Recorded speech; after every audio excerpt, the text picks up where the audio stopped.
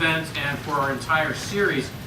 Special guests today from the Royal Melbourne Institute of Technology in Australia, who are visiting the Robert H. Smith School of Business at the University of Maryland. Thank you for being here. Most of them are sitting on this side, although I think some are sprinkled here. They're for a 2-week program at the school, learning about global business.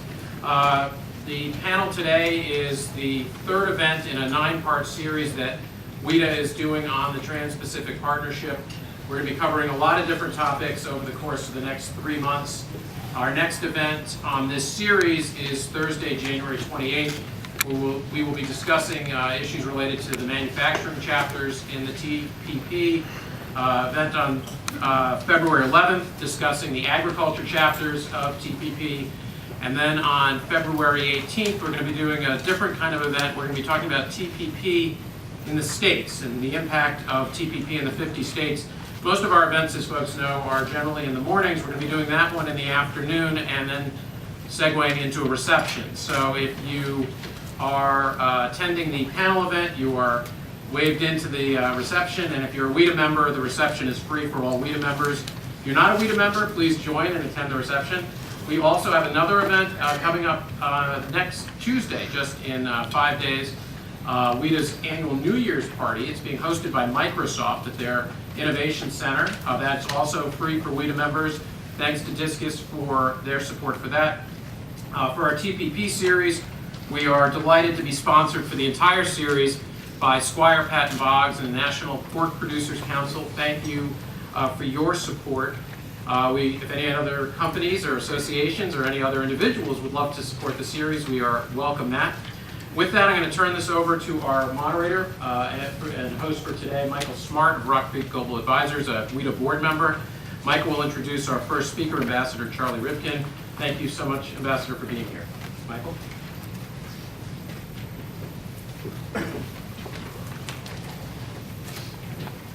Okay, we are really fortunate this morning to kick off our program with Assistant Secretary of State for Economic and Business Affairs, Charles Rivkin. Ambassador Rivkin has held this position for about the last 2 years, and in that role oversees the economic portfolio for the department. That includes trade and investment negotiations, transportation, telecommunications, all matters of commercial and economic interest. Before he became Assistant Secretary, Ambassador Rivkin was our ambassador in Paris, where he served for more than 4 years with great distinction. And before that, he had a long and distinguished career in business, leading various media and entertainment companies, including the Jim Henson Company. I'm sure there's a Muppet joke there, but I'm going to skip right over it. So he is going to set the stage for us this morning, talking about the broader strategic and economic interests at stake in the TPP debate. What does TPP mean for U.S. leadership in the region, both with our existing TPP partners as well as others? So we are very fortunate to have him here this morning. He will speak for several minutes. We'll take a few questions. And then, as Ken said, we'll transition to our panel and dive into some discrete topics in the agreement. So without further ado, Mr. Ambassador, the floor is yours.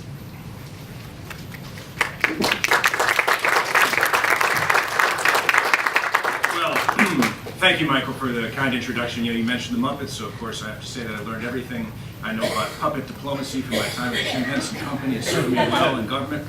But no, I really appreciate your intro, and I just wanted to thank you for all the work that you do in and out of government to advance our country's ambitious and far-reaching trade and investment agenda.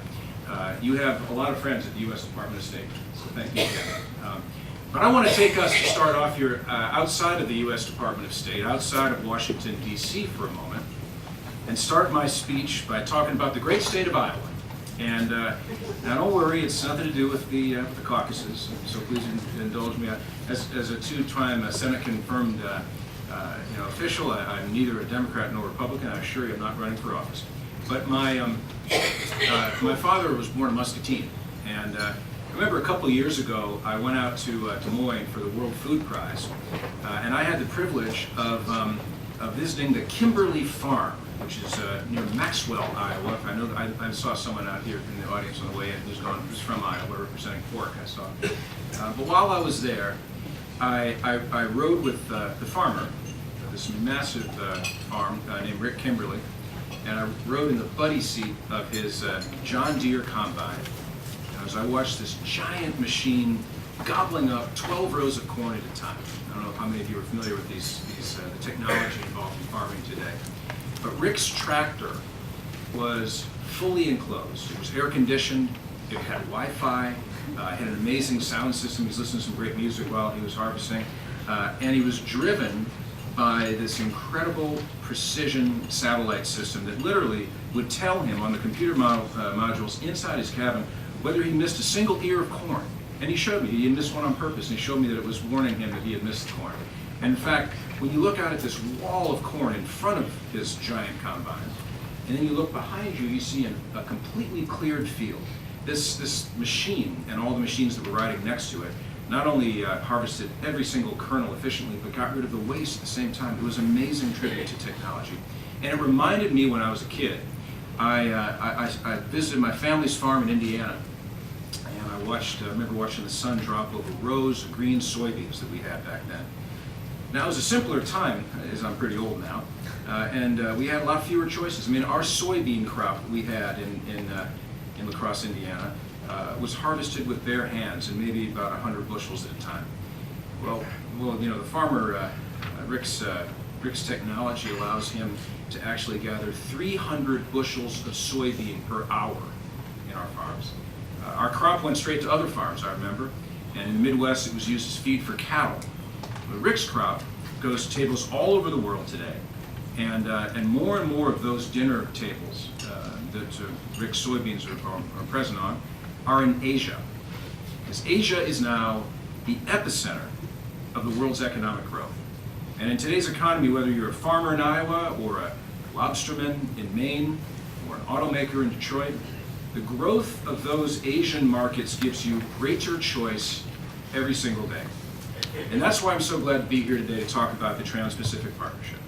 Now, many of you have heard, perhaps too much, perhaps over and over again, about how TPP, as it's called, involves 12 countries that represent 40% of the world's GDP.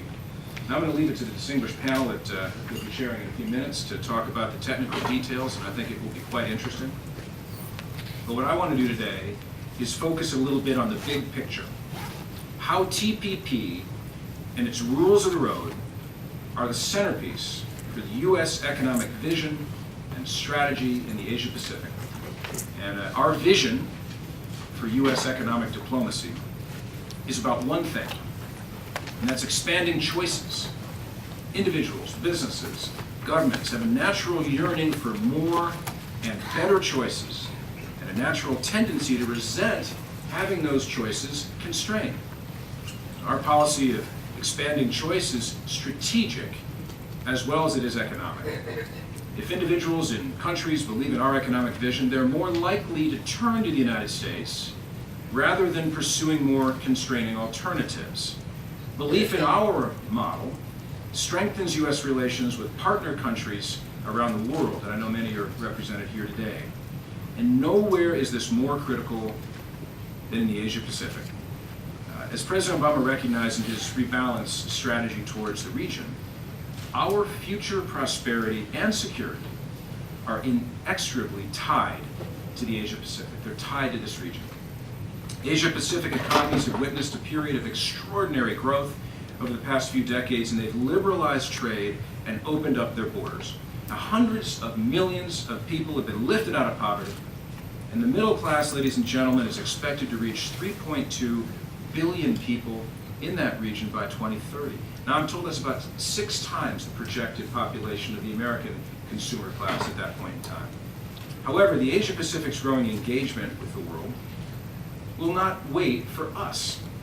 If we do not take the lead, we risk ceding leadership to other countries that do not share our interests, that do not share our values. And if lower standard agreements were to become the model for the fastest growing region in the world, it would not only put our workers and firms at a significant disadvantage, it would also result in Asian markets being carved up which would remove us from supply chains, decrease our linkages to important allies, and see our overall influence diminished. That's why TPP matters. TPP leverages the economic power of the 12 Pacific Rim economies to create and reinforce rules that result in more and better choices in the region. Where other proposals fall short of protecting workers' rights or environmental interests, I'm sure the panel will talk about, TPP's high standards ensure individuals are empowered rather than restricted, and the environment is preserved rather than exploited. The high standards in TPP empower individuals to create and invent, individuals who can count on the fact that their ingenuity will be rewarded and protected, and they're going to feel empowered to take advantage of the options for innovation and creation in their economies. TPP also brings groundbreaking new rules to the table that have never been seen before, and that means that consumers and producers alike in TPP economies are going to benefit from the full spectrum of business. And now, while other countries try to build walls, if you will, around the internet, the rules in TPP help to ensure the free flow of data across borders.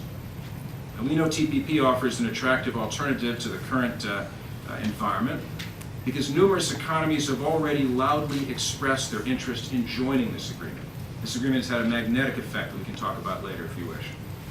By maintaining these types of high standards in an agreement that countries are eager to join, TPP can spur other nations to make reforms that elevate their own standards in trade and investment. This deal will also encourage countries to lower tariff and non-tariff barriers even before seeking to join TPP, before they do. And that's why passing TPP is the single most important objective the United States can accomplish in its economic and strategic relationship with the Asia Pacific this year.